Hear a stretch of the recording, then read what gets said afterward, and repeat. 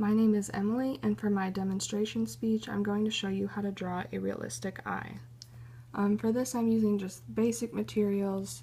I'm using a number 2 pencil, an eraser, and then just plain blank copy paper. You can buy this just about anywhere or find it around your house. The total cost will be probably about $5 to $10, very cheap.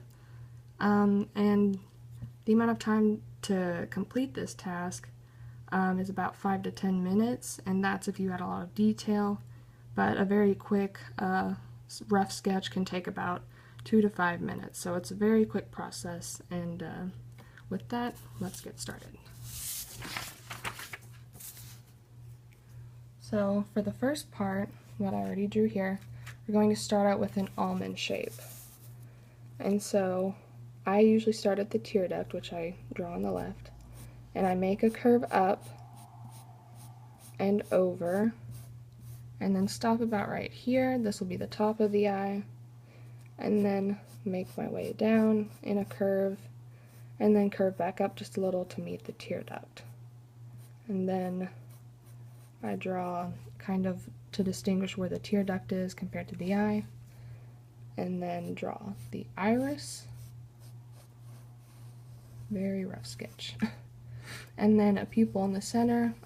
Go ahead and shade this pretty lightly, because we will add detail to this later on.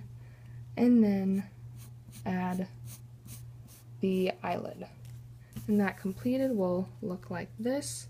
I've already started shading it. So for the iris, we're going to go in and begin shading the top and start out really dark here. And then once we make our way down, you just gradually get lighter. You keep doing that until you get to right here. And this is the whole iris shaded from top to bottom, where the top is a little darker. And I just use this, I use my finger to blend just around the iris like this, and then kind of redraw the pupil a little bit. And here's where we draw the fibers of the eye, and this makes the eye look a little more lifelike. So you just start from the outer edge of the pupil and draw these faint little lines going down to the edge of the iris right here. And you do this kind of in a clockwise motion, kind of just around the eye like a pinwheel. And then keep going and do some shading. Here I usually make the bottom of the eye lighter, so I just take my eraser, erase some of the bottom part to make it look like that, and then take my eraser to the pupil, going in the pupil, and just erase a faint little line. And that completed with the fibers and some more detail will look like this. And here you can just add some more, you can touch up a little if you need to, maybe darken the top, and then here kind of darken the top of the eye, because this is where the lashes will go later on. And so once you have that complete, we go here. This is a stage where you just darken up some things. You can darken up the eyelid. And this is where I usually do most of my shading around the eye. I take the eyelid, kind of darken it in this crease, and then just take my finger and blend it. And then if I have any excess on the actual eyelid, I just take my eraser and erase the stray shading away. And then that blended out will look like this. And so we have the shading here, and then we have some shading in the eyeball, which you actually add kind of in the corners and around the eye, kind of like circling the eye. Just do this very lightly and blend with your finger. And then of course if you blend too much, you can just take your eraser and just whiten the middle area and just kind of then blend it out to make it a little more gradient.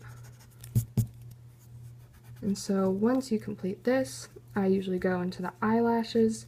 What I've done here is the eyelashes start on this line right here, and I curve them outward.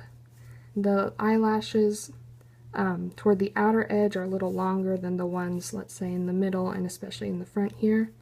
So I just kind of do this sweeping motion, just very light.